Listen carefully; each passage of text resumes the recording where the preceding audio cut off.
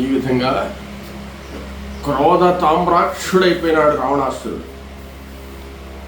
ఈ రాక్షస స్త్రీలు వచ్చి ఈ ధ్వంసం చేసేసినటువంటి అశోకవనాన్ని ధ్వంసం చేసినటువంటి విషయం అంతా చెప్పారు.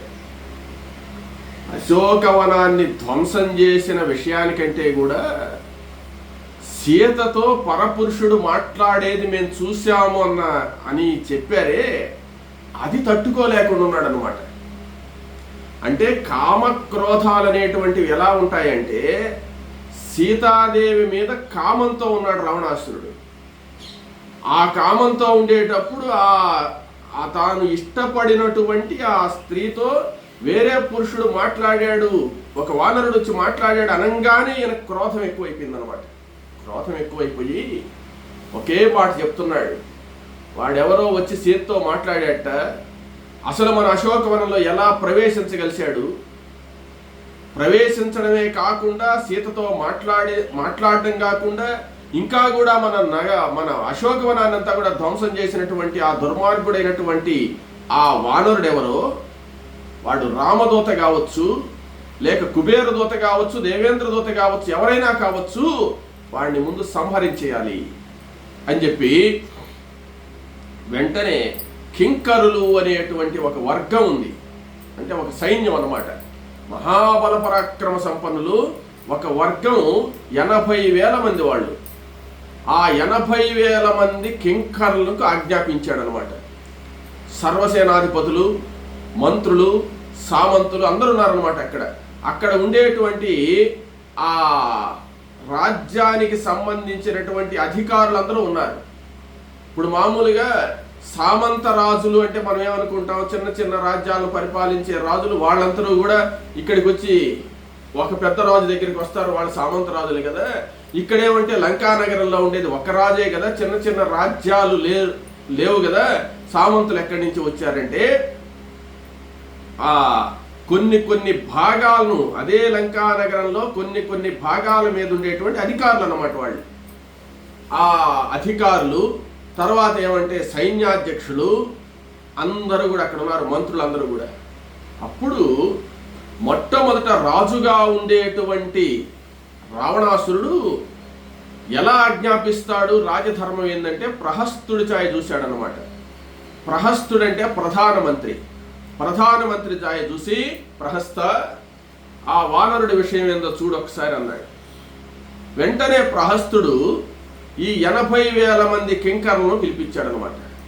80,000 మంది కింకర్లను పంపిస్తున్నానని చెప్తే రావణాసురుడు అదే విధంగా వాళ్ళనే పంపించు అని చెప్పాడు. అప్పుడు ఈ 80,000 మంది భయంకరమైనటువంటి మారణాయుధాలన్నీ కూడా ధరించేసి అనేక రకాలైనటువంటి వాహనాలు, అనేక రకాలైనటువంటి అంటే రథాల్లో పోయేవాళ్ళు, గుర్రాల మీద పోయేవాళ్ళు, ఏనుగుల మీద పోయేవాళ్ళు, నడిచిపోయేవాళ్ళు, రకరకాలైనటువంటి ఆయుధాలన్నీ ధరించినటువంటి వాళ్ళు అమితోత్సాహంతో చాలా రోజులకి మనకు ఈ యుద్ధం వచ్చింది కదా, యుద్ధంలో మనల్నే ప్రేరేపించి పంపిస్తున్నాడంటే మన మీద ఎంత నమ్మకం పెట్టుకొని ఉన్నాడో, కేవలం ఒక కోతే కదా, దాన్ని చంపడం ఒక లెక్క కాదు, అక్కడ ఉండేది ఒక కోతి, మనం పోయేది 80,000 మంది అని చెప్పి చాలా ఉత్సాహంగా పోతున్నారు అన్నమాట. ఆ ఉత్సాహంగా బయలుదేరి ఆ కింకర్లు 80,000 మంది మొట్టమొదట ఆంజనేయ స్వామి ఆ అశోకవనంలో తోరణం మీద కూర్చొని ఉంటే ఈ 80,000 మంది కోలాహలం చేసుకుంటూ భయంకరంగా అరుస్తూ సింహగర్జనలు చేస్తూ సింహనాదాలు చేస్తూ వస్తున్నారు. ఆంజనేయ స్వామి సిద్ధంగా ఉన్నాడు. విశేషం ఏమిటో తెలుసా, ఈయన చేతిలో ఏ ఆయుధం లేదు. మామూలుగా మనకి అటు చూపిస్తారు కానీ గదా ఎత్తుకుని ఆయన ఏం పోలే, మామూలుగానే పోయినాడు అనమాట. అప్పుడు ఓహో ఈ సైన్యం అంతా వస్తున్నారు, మనం చేసినటువంటి కృత్యం రావణాసుడికి తెలిసింది, ఫలితం కనపడ్డది, నాకు ఈరోజు చేతి నిండా ఆహారం ఉందిలే, వీళ్ళందరూ వస్తున్నారు, యుద్ధం చేయాలంటే చాలా ఇష్టం అన్నమాట. ఈశ్వరుడు ఎవరు? ప్రళయకారకుడు, అంటే ప్రళయాన్ని సృష్టించేటువంటి వాడు, లయకారకుడు ఆయన. కాబట్టి కొంతవరకు తగ్గించేసిపోదాము అని చెప్పి అనుకుంటున్నాడు జనాన్ని. ఆ 80,000 మంది రాక్షసులు అనేక ఆయుధాలు తీసుకుని వచ్చారనమాట. రాగానే మారణాయుధాలు తీసుకొని రాగానే ఆంజనేయ స్వామి ఏం చేశాడంటే ఆ పైన కూర్చొని ఉన్నాడు కదా, జయత్యతి బలో రామో. ఒక్కసారి రాముల వారిని దలుచుకున్నాడు అనమాట. లక్ష్మణస్వామిని స్మరించాడు, సుగ్రీవుణ్ణి స్మరించాడు. వీళ్ళ ముగ్గురిని స్మరించి ఒక్కసారి ఆ రామనామ స్మరణ చేసినటువంటి వాడై ఆ సైన్యం రాగానే ఆ 80,000 మంది మీదకి ఒక్కసారి ఎగిరి దూకాడు అనమాట. ఏ ఆయుధం లేదు. తర్వాత ఆయనకు ఉండేటువంటి గోళ్ళే ఆయుధాలు అనమాట, నఖములే ఆయుధాలు. ఆకాశంలోకి ఎగిరినటువంటి వాడై పెద్ద రూపాన్ని ధరించి ఆ 80,000 మంది రాక్షసుల మీద ఒక్కసారి దూకాడు అనమాట. దూకితే ఇంత ప్రళయంగా వస్తాడని చెప్పి వీళ్ళు ఊహించలే. ఏదో మామూలు వానరుడు యదాళం వస్తాడు, మనం యుద్ధం చేసుకుంటూ ఉండొచ్చు అనుకున్నారు. చేసుకొని ఆయన 80,000 మందిని ఆ చేత్తో, కాళ్లతో, అక్కడ ఉండేటువంటి వృక్షాలతో, వీటన్నిటితో కొట్టి 80,000 మందితో యుద్ధం చేసి ఒక్క 5 నిమిషాల్లో యుద్ధం చంపేశాడు. వీళ్ళు 80,000 మంది. అంటే వీళ్ళు ఊహించిన సింహగర్జన చేసినంతసేపు లేదన్నమాట. యుద్ధం చేసేసాడు. చేసేసిన తర్వాత ఒక్క సింహనాదం చేసి ఆ రథాల మీద, ఏనుగుల మీద, గుర్రాల మీద అంతా పడి పర్వతం వేసి తొక్కేస్తే అట్ట అయిపోతుందో వాళ్ళందరినీ కూడా పచ్చడి చేసేసి ఒక్క సింహగర్జన చేసి ఎగిరి మళ్ళీ అక్కడ కూర్చున్నాడు అనమాట. ఒక్కరు లేరు, అయిపోయింది యుద్ధం. వీళ్లలో కొంతమంది సిద్ధంగా ఉన్నారు తప్పించుకోపోయేదానికి. అంటే వీళ్లలో కొంతమంది ఈ యుద్ధం జరిగేటప్పుడే తప్పించుకొని పరిగెత్తుకుంటూ రావణాసుడి దగ్గరికి వెళ్ళారు. రావణాసుడి దగ్గరికి వెళ్ళి, అయ్యా, అక్కడొచ్చి ఉండేటువంటిది సామాన్యమైన వానరుడు కాదు, పెద్ద పర్వతాకారుడు, మహాభయంకరంగా ఉన్నాడు. ఈ 80,000 మంది రాక్షసుల్ని ఒక్క దెబ్బకు చంపేశాడు. కాబట్టి ఆయనతో యుద్ధం చేయడం సామాన్యం కాదని చెప్పి అన్నాడు. మన కింకర్లు 80,000 మంది మరణించేశారు, ఏదో ఒకరిద్దరు మిగిలిన ఇక్కడ బరిగిద్దామని చెప్పి రావణాసుడికి ఇంకా కోపం వచ్చేసింది. కోపం వచ్చి, ప్రహస్త, ఏంది పరిస్థితి అన్నాడు. వెంటనే ప్రహస్తుడు కూడా చాలా కోపం వచ్చిందనమాట ప్రధానమంత్రికి. వెంటనే ఆయన ఏం చేశాడంటే, వీళ్ళెవరు కాదు, ముందు జంబుమాలిని పంపిస్తామన్నాడు. ఆ జంబుమాలిని పంపిస్తామనంటే అప్పుడు ఆ జంబుమాలి అనేటువంటి ఆయన ప్రహస్తుడి యొక్క కొడుకేనమాట. ఆ ప్రహస్తుడి యొక్క కొడుకైనటువంటి జంబుమాలిని పంపించాలి అని చెప్పి అనుకున్నారు. ఆ జంబుమాలి మహాపరాక్రమంతుడు అనమాట. అప్పుడు ఆ జంబుమాలిని పంపిస్తున్నారు. ఆంజనేయ స్వామికి యుద్ధం చాలా, ఏమంటే 80,000 చంపితే ఏందో చిన్న టిఫిన్ చేసినట్టుంది, అక్కడ ఏం లేదన్నమాట. తప్పని తీరలే. ఇంకా వీళ్ళు పోయి చెప్పాలా, మళ్ళీ వాళ్ళు ఎవరినో ఒకరిని ఏర్పాటు చేయాలా, వాళ్ళందరూ తూర్య ఘోషాల మధ్య రావాలా. ఈ ఆలస్యమైన దాకా మనం ఎందుకు ఖాళీగా కూర్చోవడం అని ఒక్కసారి అశోకవనం సాయి చూశాడు. బంగారంతో నిర్మింపబడి బ్రహ్మాండంగా ఉండేటువంటి ఆ ప్రాసాదం ఉంది, 1000 స్తంభాలతో ఉండేటువంటి ప్రాసాదం. ఇదొకటి ఎందుకు ఇక్కడ అనవసరంగా కట్టుబడి దీన్ని లేపేస్తే పోతుంది అనుకున్నాడు అనమాట.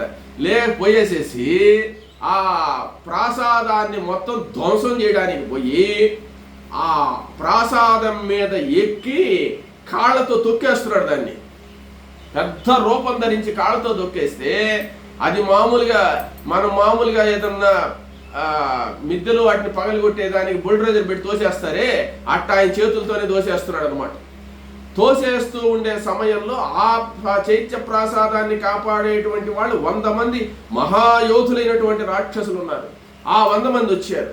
ఆ 100 మందిని ఏ ఆయుధంతో కొట్టాలబ్బా వీళ్ళను అని చూసినటువంటి వాడై అక్కడ బంగారు స్తంభం ఒకటి ఉంది, ఆ బంగారు స్తంభాన్ని బెరుక్కున్నాడు. ఆ బంగారు స్తంభాన్ని అంటే పిల్లర్ను బెరికేసాడు అనమాట. బెరికేసి దాన్ని గరగరగరగర తిప్పి ఈ 100 మందిని చంపేశాడు. 100 మంది నెత్తురుకెక్కి చచ్చిపోయినారు అక్కడ. ఈ చైత్య ప్రాసాదం అంతా ముక్కలైపోయింది. ముక్కలైపోయి అది ఆ భయంకరమైనటువంటి అగ్నిహోత్రానికి ఆహుతైనట్టు అయిపోయింది అనమాట. అయిపోయి ముక్కలు చేసేసాడు. దాన్ని చేసేసి అప్పుడు ఆ ప్రాసాదం అంతా మండిపోతుందట. మండిపోవడానికి అక్కడ అగ్నిహోత్రం ఏముందయ్యా, ఏం మంటేసి కాల్చారంటే ఈ 100 రకాలైనటువంటి యొక్క స్తంభాలు ఉన్నాయే, ఈయన తోసిన తోపులకు చేసినటువంటి గందరగోళానికి ఆ రాళ్ళు ఆ స్తంభాలని రుద్దుకొని దాంట్లో నుంచి అగ్ని పుట్టిందట. అగ్ని పుట్టి అదంతా కాలిపోతుంటే ఆ బంగారం అంతా కూడా కరిగి అదొక నదీ ప్రవాహం మాదిరి ప్రవహిస్తుందట. అటువంటి ఆ చైత్య ప్రాసాదాన్ని 1000 స్తంభాలు ఉండేటువంటి మండపం అంటే ఎంత పెద్దది ఉంటుంది, అది మొత్తం ధ్వంసం అయిపోయింది. ఏమి ఇంకా వీళ్ళు రాలేదే అని చెప్పి ప్రసాద్ వచ్చి ఇక్కడ కూర్చున్నాడు. అంటే ఇంకా ఎవరు రాలేదే ఏమని ఎదురు చూస్తున్నాడు అనమాట. అప్పుడు ఈ జంబుమాలి బయలుదేరాడు. ఆ జంబుమాలి ఎలా వస్తున్నాడయ్యా అంటే పరాక్రమ సంపన్నుడు, ఎన్నో యుద్ధాల్లో ఆరితేరినటువంటి వాడు, ఆ ప్రహస్తుని యొక్క కుమారుడు అనమాట. ఆ జంబుమాలి అనేక రకాలైనటువంటి వాహనాలు తీసుకుని గాడిదలు గట్టినటువంటి రథం మీద వికృతంగా సింహగర్జనలు చేస్తూ ధనుర్బాణాలు ధరించి జంబుమాలి వస్తున్నాడు అనమాట. ఈయన ఈ ప్రాసాదం మీద కూర్చొని ఈ తోరణం మీద కూర్చోన్నాడని చెప్పాం కదా. చూశాడు. చూసి ఓహో మహాభయంకరమైనటువంటి వాడు వస్తున్నాడు, యుద్ధం చేయడానికి చేతిలో ఏమీ లేదే అని చెప్పి అక్కడ ఇనుప గుది ఒకటి ఉందన్నమాట. అదేంటంటే మామూలుగా ఈ పెద్ద గేటు ఉంటుంది కదా, అక్కడ ఆ గేటు వేసేటువంటి వెనక తట్టు గడి పెడతారు చూడండి, అది ఎంత పెద్దదో, చాలా పెద్ద వజ్రాయుధం ఉన్నట్టుందన్నమాట. అది ఆ గడి తీసుకున్నాడు, దాన్ని తీసి సిద్ధంగా పట్టుకున్నాడు. పట్టుకొని ఉంటే వీళ్ళు వచ్చారండి. వచ్చిన తర్వాత జంబుమాలి వచ్చి ఒక సింహనాదం చేసి ఆయన బాణాలు ప్రయోగిస్తున్నాడు. బాణాలు ప్రయోగిస్తూ ఉంటే ఆంజనేయ స్వామి ఏం చేశాడంటే నేరుగా ఆకాశంలోకి ఎగిరాడు. ఆకాశంలోకి ఎగిరి ఆ ఆయుధాన్ని పట్టుకొని ఉంటే ఎలా ఉన్నాడయ్యా అంటే వజ్రాయుధాన్ని ధరించినటువంటి దేవేంద్రుడు మాదిరి ఉన్నట్ట. ఆ దేవేంద్రుడు మాదిరి ఉండేటువంటి ఆయన ఎలా చేశాడంటే ఆ ఇనుప గుదితో ప్రయోగం చేసి ఆ జంబుమాలి యొక్క సైన్యాన్ని అంతా ముక్కలు చేసేస్తున్నాడు. జంబుమాలి ఆంజనేయ స్వామితో యుద్ధం చేయడానికి ఈ పక్కన ఎక్కడున్నాడు, ఈ పక్కన ఎక్కడున్నాడు అని చూస్తూ బాణ ప్రయోగం చేస్తుంటే ఆకాశంలో ఉన్నాడు ఆంజనేయ స్వామి. ఆకాశంలో ఉండేటువంటి ఆంజనేయ స్వామి మీద బాణ ప్రయోగం చేస్తుంటే ఆ బాణాలన్నింటినీ కూడా చేత్తో అలా నలిపేస్తూ ఆంజనేయ స్వామి ఒక పర్వతాకారంగా వచ్చి జంబుమాలి రథం మీద పడ్డాడు. ఆంజనేయ స్వామికి ఒక అలవాటు ఉంది, మైనాక పర్వతం పైకి వచ్చినప్పుడు శిఖరం వస్తే ఆ వక్షస్థలంతో గుద్దాడు అనమాట. అట్ట ఈయన ఏం చేశాడంటే రథం మీద గమ్మును పడిపోయినాడు. ఆ రథము గాడిదలు ఈ యొక్క జంబుమాలి మొత్తం అక్కడ ఏమి లేదు, మొత్తం అవయవాలు ఏం కనపడకుండా అణిగిపోయినారనమాట. అట్నే ఆ సైన్యం మీదంతా పడిపోయినాడు. ఆ సైన్యాన్ని అంతా ధ్వంసం చేసేసాడు. విచిత్రమైన యుద్ధం చేస్తున్నాడు అనమాట ఆంజనేయ స్వామి. మిగిలిన వాళ్ళు కొంతమంది ఒకరిద్దరు పారిపోయినారు. జంబుమాలి హతుడైపోయినాడు. మళ్ళీ పోయి అక్కడ కూర్చొని ఉన్నాడు హాయిగా. అంటే ఈ యుద్ధం ఆయనకి చాలడం లే, రావణాసుడికి భయం వేస్తుంది. సరే వీళ్ళు వెళ్ళిపోయి మళ్ళా అక్కడేం చెప్పారంటే అయ్యా జంబుమాలిని కూడా చంపేశాడు అనేటువంటి ప్రహస్తుడికి తన కుమారుడు చనిపోయినాడనేటువంటి బాధ వేసిందనమాట. వెంటనే ఇంక లాభం లేదని చెప్పి ఇంకొక 7 ఉన్నారు. జంబుమాలి కాకుండా మంత్రిపుత్రులు ఇంకొక 7 మంది ఉన్నారు. ఈ ప్రహస్తుడు అంటే ప్రహస్తుడికే కార్యక్రమాన్ని ఒప్పజెప్పాడు అన్నమాట ప్రధానమంత్రికి రావణాసుడు. రావణాసుడు ప్రధానమైనటువంటి తన పెద్ద కొడుకును పంపించాడు ఆ ప్రహస్తుడు. ఆ జంబుమాలిని చంపేశారు. చంపేసిన తర్వాత ఇంకొక 7 పుత్రులు ఉన్నారన్నమాట. ఈ 7 పుత్రుల్ని ఆయన ఏం చేశాడంటే మరలా పంపించాడు. ఈ 7 రథాల మీద బయలుదేరి ధనుర్బాణాలు ధరించి ఒక్కొక్కరు 40,000 మందితో యుద్ధం చేయగలిసినటువంటి మహాబల పరాక్రమ సంపన్నులు అతిరథ మహారథ యోధులు అన్నమాట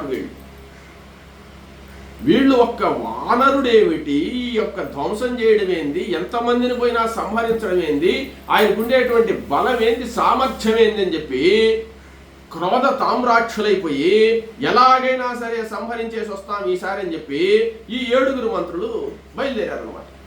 బయలుదేరేటట్టుకి 7 ఆహా సప్త సముద్రాల మాదిరి ఉన్నది, నాకు ఎంతో సంతోషంగా ఉన్నదని చెప్పి ఆంజనేయ స్వామికి సంతోషం పెరిగిపోతుంది. యుద్ధం చేస్తుంటే భయపడాలి కానీ ఆంజనేయ స్వామికి సంతోషం ఎక్కువగా ఉందట. ఈ 7 మంది అనేక మంది సైన్యాన్ని, అంటే మళ్ళీ వీళ్ళు 7 పోరు, 7తో కూడా కొన్ని లక్షల మంది సైన్యం పోతారనమాట. ఈ సైన్యంతో ఆహాకారాలు చేస్తూ వీళ్ళు వస్తూ ఉంటే ఆంజనేయ స్వామి ఏం చేశాడంటే, ఓహో వీళ్ళు వస్తున్నారా, రానీలే అనుకున్నాడు. ఈసారి ఈ ఆయుధాన్ని ప్రయోగిస్తామా దేన్ని ప్రయోగిస్తామని చెప్పి ఆలోచిస్తూ ఆయన ఏం చేశాడంటే, అట్లా కాదు ఈసారి కొంచెం మారుస్తాం యుద్ధాన్ని అనుకున్నాడు. ఎట్లా మారుస్తామనంటే, వీళ్ళకి ఆయుధాలు ఏం వల్లేదులే, జమ్ముమాలిని సరే ఆయుధంతో కొట్టాము, వీళ్ళకి ఎందుకు గదలు తర్వాత ఏమంటే పరిఘలు ఇవన్నీ కూడా అవసరం లేదు, నేను చాలే అని చెప్పి ఆ 7 వచ్చిన తర్వాత 7 భయంకరంగా యుద్ధం చేస్తూ ఉంటే వాళ్ళు ప్రయోగించినటువంటి బాణ ప్రయోగాలన్నింటినీ కూడా మధ్యలోనే ధ్వంసం చేస్తూ ఆ జనంలోకి అమిన్నే పోతున్నట్టు ఆంజనేయ స్వామి. ఎవరు ఏమి ఆయన ఆపలేకుండా ఉన్నారు. ఏమంటే మామూలుగా పర్వతాకారం ధరించినటువంటి ఆంజనేయ స్వామి వీళ్ళు బాణాలు ప్రయోగిస్తూనే ఉన్నారు. 7 మంది బాణాలు ఆయన గుచ్చుకుంటూనే ఉన్నాయి. ఆయన వజ్రకాయుడు, బాణాలు ఆయన గుచ్చుకొని ఇరిగిపోతున్నాయి అన్నమాట. ఇరిగిపోయేటువంటి ఆంజనేయ స్వామి నేరుగా వచ్చి వాళ్ళ తొక్కుంటూ వెళ్ళిపోతున్నట్ట. ఇంకా భయంకరమైన యుద్ధం ఎలా ఉందో చూడండి. ఆ 7 మంత్రి కుమారులను కూడా కాళ్లతో కొంతమందిని తొక్కి, కొంతమంది చేతులతో బట్టి పిసికేసి, కొంతమందిని ఒకరికొకరేసి కొట్టి మొత్తం ఆ సైన్యాన్ని అంతా నలిపేసాడు. చేతులతో కాళ్ళతో తొక్కేసేట. అంటే మనం మామూలుగా ఎప్పుడైనా కుండలు చేసేటప్పుడు బురదను తొక్కుతుంటారు చూడండి, అట్లా బురదను బాగా తొక్కినట్టుగా ఆ సైన్యాన్ని అంతా తన పాద ఘట్టముల చేత. ఒక్క విషయం ఆలోచించండి, మహేంద్ర పర్వతం మీద ఆయన సముద్ర లంఘనం చేయబోయేటప్పుడు ఆయన పాద ఘట్టాల దెబ్బకు మహేంద్ర పర్వతమే వణికిపోయింది. ఇంక వీళ్ళు ఒక లెక్క. ఆ పర్వతం మీద ఉండేటువంటి మృగాలు కానీ పక్షులు కానీ పశువులు కానీ పరిగెత్తు పోతే విద్యాధరులు గంధర్వులు కిన్నరులు అందరూ కూడా భయపడి వెళ్ళిపోయినారు అనమాట. ఊరికే ఆయన పర్వతం మీద అటు తిరిగితేనే, అంటే ఆ అడుగులు పడే శబ్దానికి. అటువంటి ఆంజనేయ స్వామి రామశక్తినంతా, రామ పరమభక్తుడు దాసుడైనటువంటి ఆంజనేయ స్వామి తన పాద ఘట్టముల చేత, చేతులతో కొట్టాడంటే 10 మంది చచ్చిపోతారు అనమాట. అటువంటి దెబ్బల చేత ఈ సైన్యాన్నంతా కూడా ధ్వంసం చేసి ముక్కలు చేసేసి ఒక సింహగర్జన చేసినటువంటి వాడై మళ్ళీ పోయి అక్కడ కూర్చున్నాడు. విశేషం ఏంటంటే, మనం ఏదన్నా పురాణం చెప్పినా, ఏదన్నా చిన్న కార్యక్రమం చేసినా 1-4 సార్లు మంచినీళ్ళు తాగుతాం. ఆయన ఏం తిన్నా, ఇంకా ఆయన ఏం తాగలేదు కూడా, మంచినీళ్ళు కూడా తాగలేదు ఆంజనేయ స్వామి. ఎప్పటి నుంచి? బయలుదేరినప్పటి నుంచి ఎంత ఘనకార్యాలు చేశాడో చూశారు కదా. అన్ని ఘనకార్యాలు చేసినా ఇంకా ఆయనేం ఆహారం తీసుకోలే. ఆయన తీసుకున్న ఆహారం ఒకటే, రామరసం, రామనామం అనేటువంటి రసమే ఆయనకి ఆహారం అనమాట. ఆ రామ భక్తి అనేటువంటిది అటువంటిది, రామశక్తి అనేటువంటిది అటువంటిది. ఇంకొకటి ఏంటంటే, ఇప్పుడు శక్తి యొక్క శక్తి ఆయన దగ్గర ఉంది. శక్తి అంటే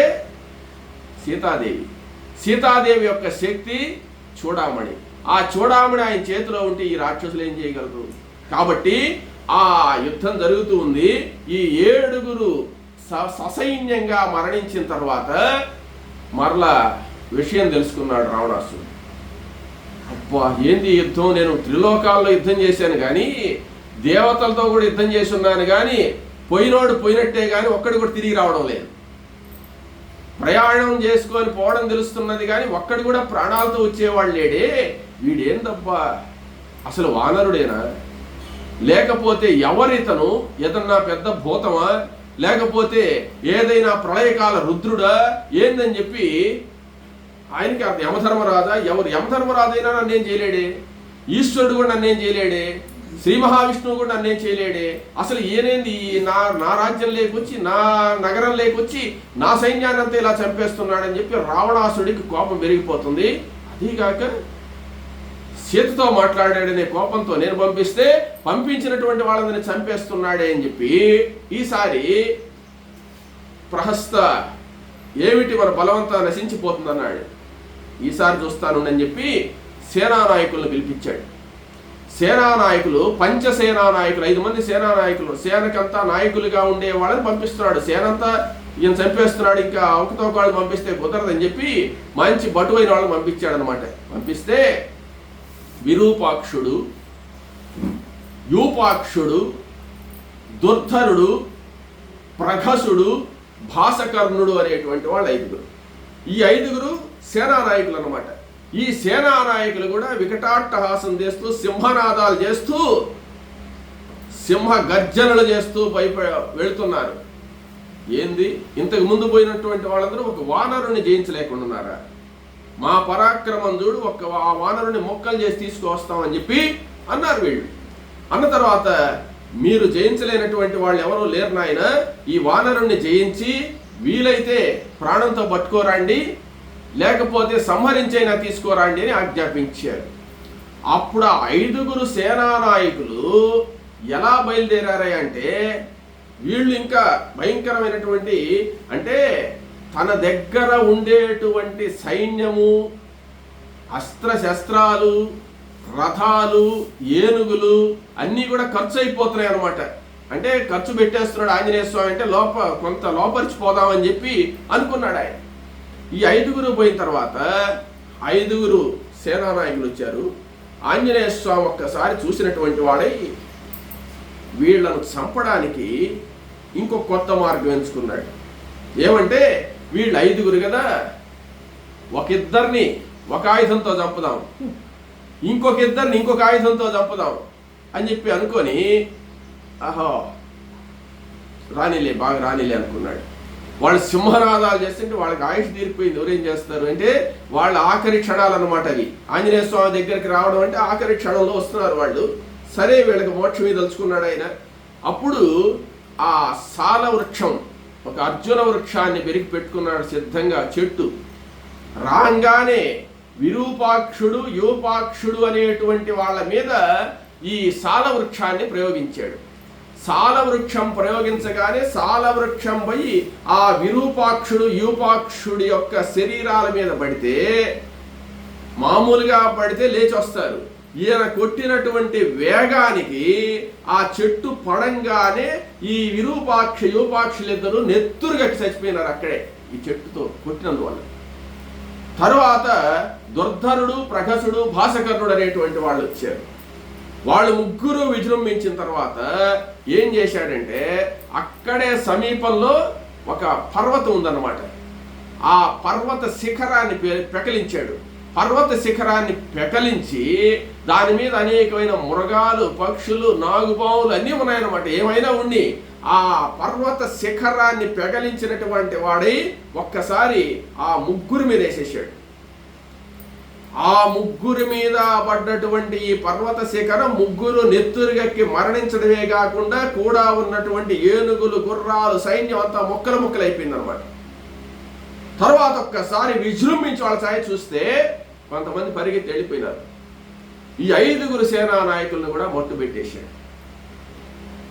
ఈ వృత్తాంతం అంతా కూడా భయంకరమైన ఈ యుద్ధమేంది, ఈ పరిస్థితి ఏమిటి అని చెప్పి ఈ మిగిలిన వాళ్ళు పోయి చెప్పగానే రావణాసుడికి పెద్ద ఆలోచన అయిపోయింది.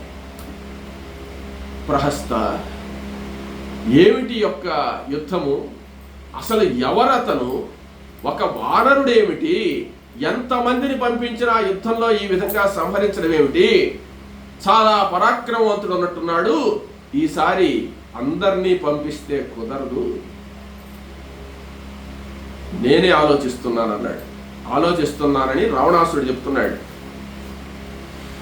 ఈ దుర్మార్గమైనటువంటి ఈ కామం అనేటువంటిది, కామవాంఛ అనేటువంటిది ఎంత దూరమైనా తీసుకోపోతుంది మనిషిని అని చెప్పేదానికి ఇదొక ఉదాహరణ. అప్పుడు నాయన అక్షయ కుమార అని పిలిచాడు అనమాట. సభలోనే ఉన్నాడు అక్షయ్ కుమారుడు కూడా. అక్షయ్ కుమారుడు చాలా పసివాడు, మహాపరాక్రమవంతుడు. భారత యుద్ధంలో అభిమన్యుడు ఎటువంటి వాడు అటువంటి వాడు అక్షయ్ కుమారుడు. రావణాసుడి చిన్న కొడుకు, సాక్షాత్ కొడుకు. ప్రహస్తుడి బిడ్డలందరూ పోయినారు. ప్రహస్తుడి బిడ్డలందరినీ చంపేశాడు ఆంజనేయ స్వామి. 7 కొడుకులు, మళ్ళీ జమ్ముమాలి వీళ్ళందరూ చంపేసిన తర్వాత సేనానాయకుల్ని, ఆ మూల బలాన్ని అంతా, కింకర్లందరినీ కూడా చంపేశాడు కదా. అప్పుడు నాయనా ఉండు ప్రహస్త, నేను పంపిస్తానని చెప్పి ఆ అక్షయ్ కుమారుడితో మాట్లాడుతున్నాడు. అక్షయ్ కుమార, వానరుడేమిటి, మన నగరంలోకి వచ్చి మనతో యుద్ధం చేయడం ఏమిటి, అందరూ ఓడిపోవడం ఏమిటి, నీ పరాక్రమాన్ని చూపించే సమయం వచ్చింది నాయన అన్నాడు. సమయం వచ్చింది నాయన అనగానే ఉత్సాహంతో లేచాడనమాట ఈ అక్షయ్ కుమారుడు.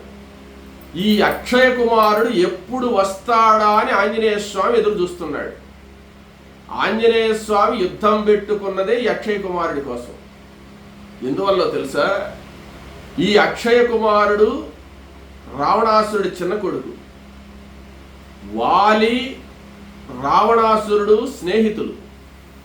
దారా పుత్రాపురం రాష్ట్రం భోగాచ్ఛాదన భాజనం సర్వమేవా వ్యక్తన్నో భవిష్యతి హరీశ్వర అని స్నేహితం చేసుకున్నారు రావణాసురుడు వాలి. వాలి బిడ్డలు ఈ లంకా నగరానికి వచ్చిపోతుండేది. రావణాసురుడు కిష్కింధా నగరానికి వచ్చిపోయేటువంటి సాంప్రదాయం ఉంది వాళ్ళకి. అయితే ఒకానొక సందర్భంలో అంగదుడు ఈ యొక్క లంకా నగరానికి వచ్చి ఉన్నప్పుడు ఈ ప్రహస్తుడు, ఈ అక్షయ్ కుమారుడు, అంగదుడు ఒకే వయసు వాళ్ళు అన్నమాట.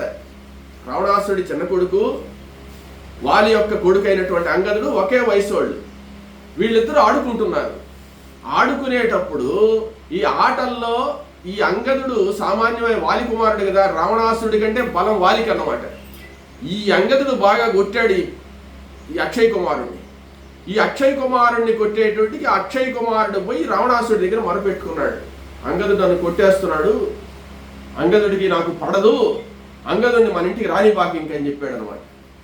అప్పుడు రావణాసురుడు వచ్చి అంగదుడిని ఏదో చెప్పబోతే రావణాసుడు ఎదాళ్ళకి కొట్టాడు అనమాట. అంటే పొగురు అంగదుడికి, అక్షయ్ కుమారుడు నన్ను ఏదో అన్నాడని చెప్పి కొట్టాడు. అప్పుడు రావణాసుడు కోపం వచ్చి, ఒరే అంగద, నువ్వు ఈ విధంగా నా బిడ్డను కొట్టావు కాబట్టి, మీరిద్దరూ స్నేహితంగా ఉండంటారా అంటే ఈ విధంగా కొట్టుకుంటున్నావు, నేను చెప్పినా నువ్వు వినలేదు కాబట్టి, నీకు అంత అహంకారం ఉంది కాబట్టి, నీవు ఈ అక్షయ్ కుమారుడు ఉండగా ఈ లంకలో కానీ అడుగు పెట్టావంటే నువ్వు మరణిస్తావని శాపం పెట్టాడు. ఈ విషయం అంగదుడు వాలికి చెప్పలే. ఏమంటే చెప్పిగానుంటే అప్పుడే వచ్చి ఉండేడు వాళ్ళ తగుకు. కానీ వీళ్ళ స్నేహితం చెడిపోతుంది, నేను చేసింది తప్పు, వాడిని కొట్టడం తప్పు కదా, కాబట్టి చిన్నపిల్లకాయలు కదా ఓర్చుకొని ఇంకా ఆ లంకకు పోకుండా ఉంటే పోతుందిలే అని చెప్పి ఆయన వెళ్ళిపోయినాడు అనమాట. అది అట్లా సమసిపోయింది. ఈ వృత్తాంతం ఆంజనేయ స్వామికి తెలుసు, జాంబవంతుడికి తెలుసు, అందరికీ తెలుసు. కానీ వాళ్ళ దాకా పోలేదు. వాళ్ళకి తెలిసినా సరే జరిగిపోయింది అని గమ్మైపోయి ఉండొచ్చు. తర్వాత అందుకనే సముద్రం దాటే సమయంలో అంగదుడు ఏం చెప్పాడంటే, నేను 100 యోజనాల సముద్రాన్ని దాటగలను కానీ మరలా తిరిగి రాగలను రాలేను అన్నాడు. అంటే అక్షయ్ కుమారుడు ఉన్నాడు కాబట్టి నేను అక్కడికి పోతే నేను మరణిస్తాను అని అర్థం అన్నమాట దానికి. అందుకని ఆంజనేయ స్వామి ఏం చేశాడంటే, మన అంగదుడు మా యువరాజు కదా, రేపు మనం యుద్ధానికి ఖచ్చితంగా రావాలి కదా, ఇక్కడికి రావాలంటే అంగదుడు కూడా రావాలి కదా, అంగదుడు రావాలంటే ఈ అక్షయ్ కుమారుడు ఉన్నప్పుడు రాడు కదా, కాబట్టి అక్షయ్ కుమారుణ్ణి చంపేసిపోవాలా అని ఆయన మనసులో నిర్ణయం అన్నమాట. అది సిద్ధించబోతూ ఉంది. అంటే ఏందయ్యా అంటే సమయం వచ్చినప్పుడు అన్నీ అలాగే వస్తాయి అన్నమాట.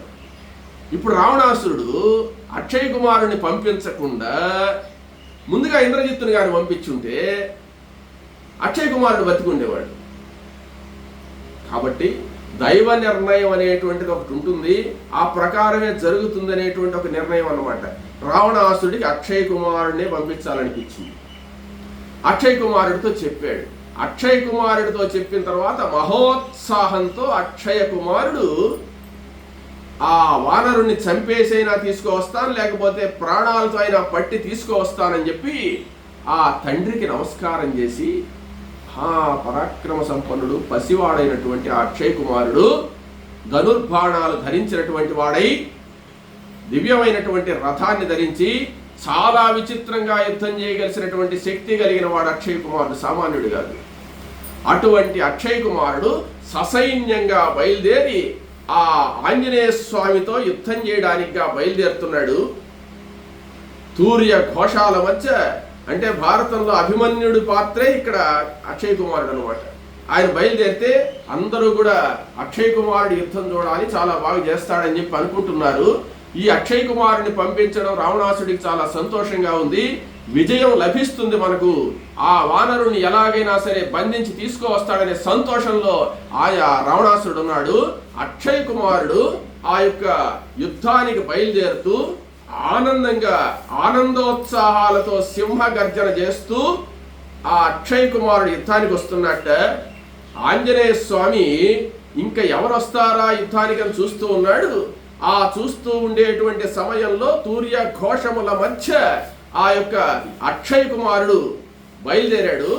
ఆ బయలుదేరి వచ్చి ఆ అశోకవన సమీపానికి వచ్చే సమయానికి ఆంజనేయ స్వామి ఒక్కసారి అలా చూశాడు. చూస్తే అక్షయ్ కుమారుడు, ఓహో, అక్షయ్ కుమారుడిని బాగా తెలుసు ఆంజనేయ స్వామికి. ఈ అక్షయ్ కుమారుడి కోసమే కదా మనం ఎదురు చూస్తున్నాము. ఏదైనా కాలం కలిసి వచ్చినప్పుడు అన్నీ మనకు కలిసి వస్తాయిలే, మా అంగదుడికి ఇంకా దిగులు లేదు. ఈరోజు అక్షయ్ కుమారుడు యొక్క విషయాన్ని పూర్తిగా ఏం చెయ్యాలో అది చేస్తాను. అయినా ఈ అక్షయ్ కుమారుడు చాలా పసివాడు, పాపం పిల్లవాడు. ఎందుకబ్బా ఇంత ఆవేశంతో వస్తున్నాడు నా మీదకి? ఈ బిడ్డను చంపాలంటే నా చేతులు ఆడడం లేదు, కానీ చంపక తప్పదు. అది ఆ రావణాసురుడు చేసినటువంటి దుర్మార్గం అటువంటిది. రావణుడు చేసినటువంటి దుర్మార్గం వల్ల ఇటువంటి వాళ్ళు ప్రాణత్యాగం చేయాల్సినటువంటి పరిస్థితి వచ్చింది కదా. ఎంత దుర్మార్గుడు రావణాసురుడు అని చెప్పి ఆ ఆంజనేయ స్వామి అనుకుంటూ ఉన్నాడు. సింహ గర్జన చేస్తూ అక్షయ్ కుమారుడు వస్తూ ఉన్నాడు. ఆ అక్షయ్ కుమారుడితో యుద్ధం చేయడానికి చేతులు పోయినప్పటికీ కూడా ఆంజనేయ స్వామి యుద్ధం చెయ్యాలి కాబట్టి ఆలోచిస్తూ ఆ అక్షయ్ కుమారుడి మీదకి ఎలా యుద్ధానికి పోదామా, ఎలా సంహరిస్తామా అని ఆలోచిస్తున్నాడు. కానీ రావణ కుమారుడైనటువంటి అక్షయ్ కుమారుడు మాత్రం ఏమాత్రం సంకోచించకుండా సింహగర్జనలు చేస్తూ వస్తూ ఉన్నారు. ఆంజనేయ స్వామి అక్షయ్ కుమారుడి మీదకి యుద్ధానికి పోవడానికి సంసిద్ధం అవుతూ ఉన్నాడు. యుద్ధాన్ని రేపు తెలుసుకుందాం.